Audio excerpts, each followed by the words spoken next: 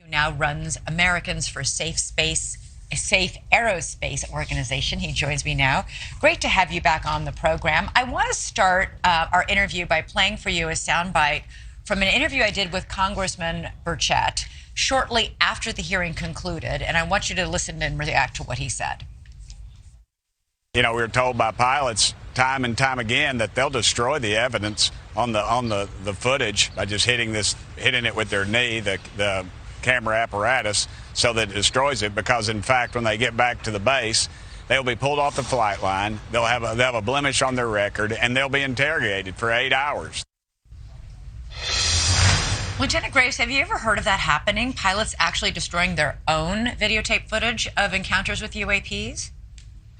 Well, I can't say that was my personal experience in the Navy back in the 2014-2015 time period. We do regularly delete our classified material and reuse tapes, but I don't think that's what the congressman was referring to. In fact, Representative Gates went down to Eglin Air Force Base, I understand, from the hearing, and it seems some of the pilots he met with were experiencing some issues, and they did not seem to have the proper protocols for reporting it as a practical safety issue. And you have also spoken not just at the congressional hearings, but you've told me on this program that many pilots would get repercussions, get sort of backlash when they tried to make these official reports about what they saw. Absolutely. And I've been hearing progress being made in the United States Navy as far as reporting these activities go. It did anger me to hear Representative Gates report that was happening within the Air Force. They have been noticeably absent in this conversation, and it is disappointing to hear that their aviators are struggling with this even now, over a decade later. So Air Force aviators are having a harder time or being met with more resistance than Navy pilots are? That's what I have been receiving, I would say, relatively good feedback from Navy pilots. They've been reporting these objects. I think it could certainly be improved, but the Air Force has been missing out of this conversation.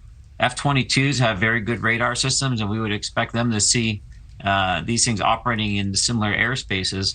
But it doesn't seem that they have the ability to report these as easily as in the Navy. I was struck by the fact that you also heard that during your testimony, commercial airline pilots were already reaching out and sharing stories of their own encounters.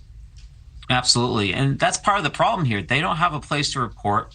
Aero doesn't consider eyewitness testimony to be credible evidence, even though Congress is looking for this information. And so at safeaerospace.org, we've implemented a reporting procedure so that we can start taking some of these reports from pilots.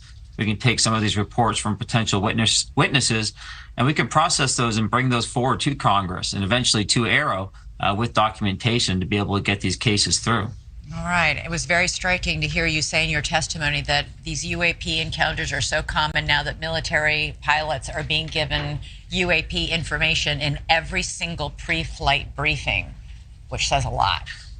We had this this was in our FAA reporting procedure. So if you were studying the notice to airmen before each flight, as every good pilot should, you'd be reading about UAPs, at least back in the 2014-2015 period.